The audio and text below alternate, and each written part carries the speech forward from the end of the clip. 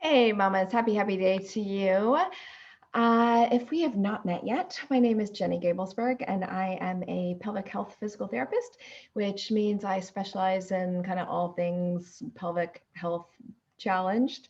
But I really love to focus my education in working with pregnant mamas and postpartum mamas and talking about birth prep and all those fun things. So today, what I really would love to talk about and to know about each of you is if you are postpartum, did you jump right back into your previous exercise routine? So let me know in the comments. After you had your baby, did you do any fun, focused, intentional work? Or did you just jump right back into running or basketball or soccer or volleyball or whatever it was that you really enjoyed prior to pregnancy? And if you did, how well did that work out for you? All right. So I know I certainly did, even being a pelvic PT, because honestly, you just always think these things aren't going to happen to me. I'm not going to struggle with anything at all.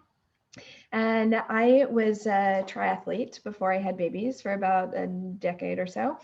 And during my first pregnancy, I stayed crazy active. I was in the gym, I was lifting weights, I was in spin class 3 or 4 days a week with my heart rate monitor, like watching my heart rate, but still pushing really pretty hard.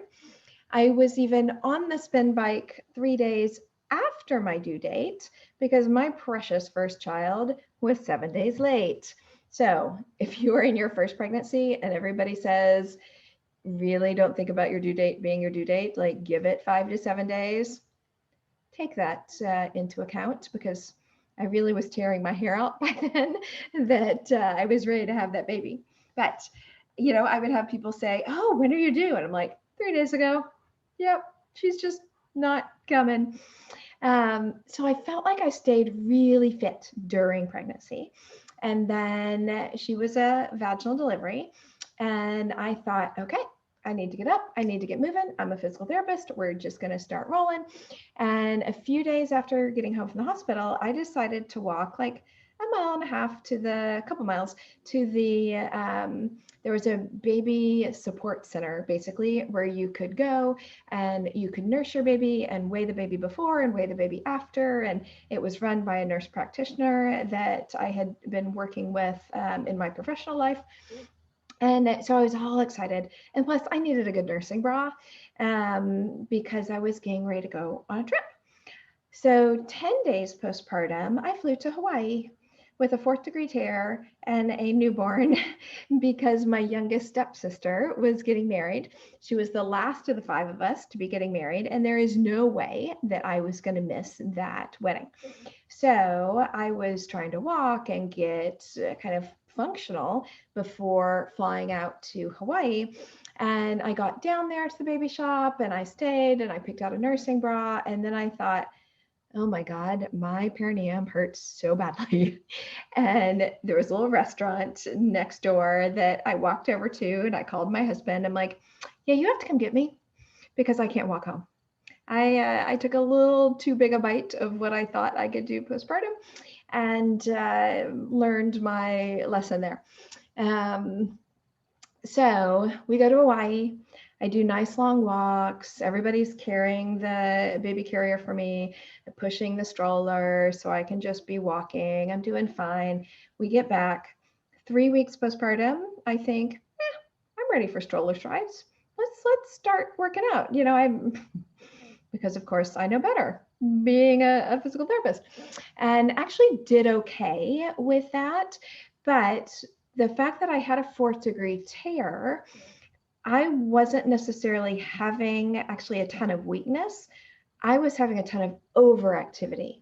So after having babies, you really have to determine, are you struggling more with weakness of the tissue, or are you struggling more with tightness and gripping? Think about a calf spasm, but happening in your perineum. So just this low grade gripping all the time.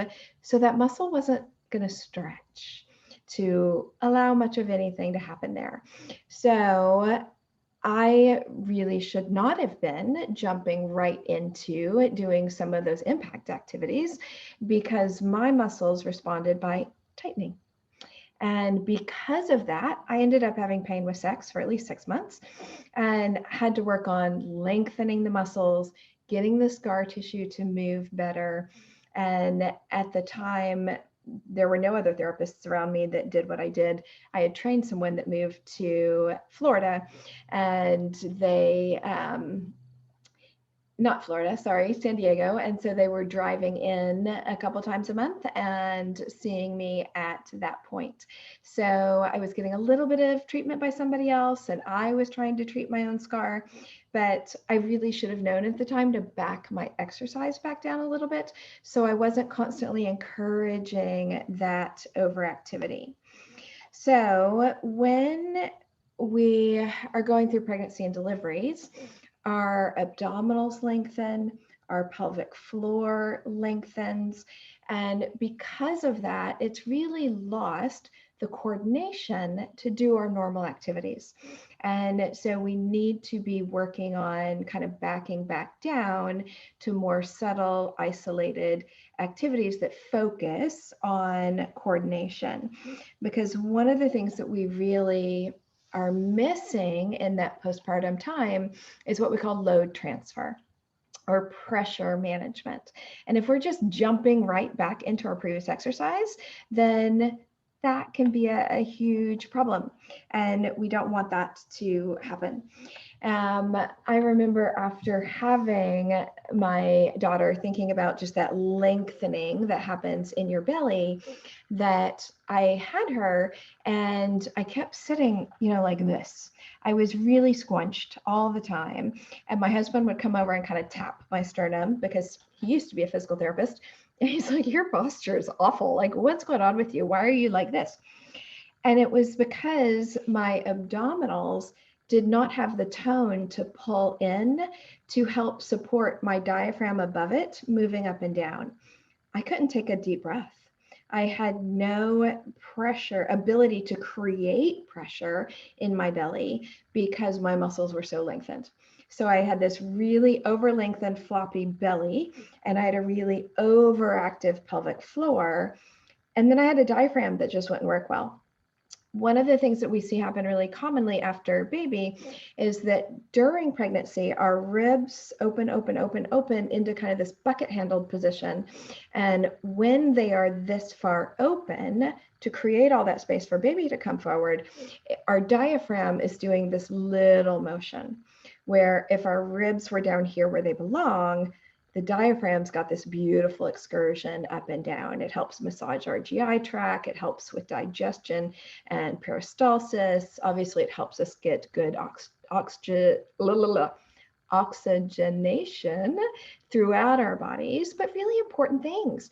So if your ribs stay bucket handled as well, because your abdominal muscles are too lengthened, and they're not kicking in properly to draw them back down, then you can't manage all of these pressures as well. So I keep looking down because I've got some notes here so I don't forget to talk about anything.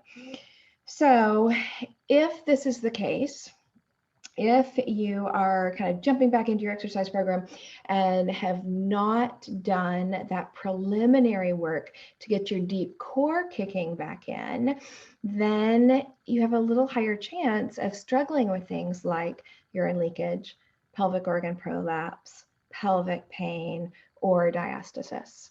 So what I want to encourage you to do is really focus on some lower grade, intentional, precise, isolated exercises for the transverse abdominis, for the pelvic floor muscles, because where I want to get you is to having beautiful pressure management in your belly so you can get back to all those exercises that you love to do, whether it's running or cycling or basketball or volleyball or soccer, or yoga, or whatever it is.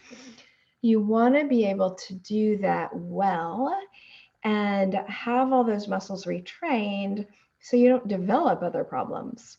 There are moms that I have seen in the past that were able to manage in that immediate postpartum period but then developed things like prolapse or leakage over those first few years being postpartum. And that is because they never got that pressure management organized again in their brain. So if you want to learn more about the pressure management part and how your brain connects to your belly, if you watch my last video, I delved much more into that. So you can go back and watch that one, and that will give you a lot of details. But what I would like to say, kind of the key takeaway, is think about and make really respectful decisions for your body on how fast you want to jump back in to that previous exercise program that you were doing before pregnancy or even during pregnancy, because now your muscles are over lengthened. The ones in the front are under lengthened, the ones underneath are lengthened, the ones in the back may be really shortened, the ones on the top at the diaphragm part of your core may be tightened. They're just not working at their optimal function. And so in focusing on kind of what we call the easier exercises, even though they're on the tedious side, they can be, we need that to be able to get back to exercise. So last thought, I was postpartum my second baby and really carried like a torpedo. And he was almost a 9-pound strapping baby boy. And let me tell you, kind of all boy. And so after I delivered, I had a diastasis with him. I had a bladder prolapse with him. And I started doing a ton of Kegels. I'm just going to strengthen that pelvic floor up. I don't want to have a prolapse. I'm a pelvic PT. Like, how do I treat patients if I have my own pelvic prolapse? Kegel, Kegel, Kegel, Kegel. Ended up doing way too many, which is another kind of concern. Had more falling out feeling and really helped myself step back and start strengthening those more appropriately. But I did still jump into exercise a little too quick and try to get back to some of those activities that I really missed that I love doing. So at about 8 months postpartum, I was at a physical therapy conference and they were demonstrating a real-time ultrasound, which is when they put an ultrasound onto your belly, but very similar to the ultrasounds that you get during pregnancy. Instead of envisioning the uterus and the baby, what they're doing is visualizing the 4 layers of the abdominals. So I could see the real superficial muscles, and then I could see the deeper layers, really paying attention to that transverse abdominis, the deeper layer. So they had me lying down, and when you lift one of your legs, that deep transverse abdominis should kick on. It should say, all right, I gotcha. I gotcha. I'm going to tighten everything, move your legs, move your arms, lift things that are super heavy. I don't care because I gotcha. I'm going to stabilize your core and I'm going to create some really beautiful pressure management and nothing's going to get impacted in a negative way. So I'm laying there, they've got the ultrasound, I can see all my muscles up on this beautiful screen, and I lift my leg, nothing happens in my abdominals. They're like, oh, that's not so good. Why don't you try the other leg? Tried the other leg, nothing happened. I was using just my hip flexors to get my legs up and my abdominals did squat. And I thought, well, crap, I'm in Pilates, I'm running, I'm doing stroller strides, I am doing all these things. My transverse abdominis isn't firing. And then they said, do whatever you do when you think you're turning on your transverse abdominis. And when I said to my muscle, work, it would work. It did exactly what it was supposed to do. It kicked in, it pulled back, it did its job, but only when I told it to. Well, we can't think about telling our muscles to do that every time we cough, sneeze, laugh. Every time we lift that baby off the ground or out of the crib or into the stroller or into their car seats. We can't think about that. We need it to automate.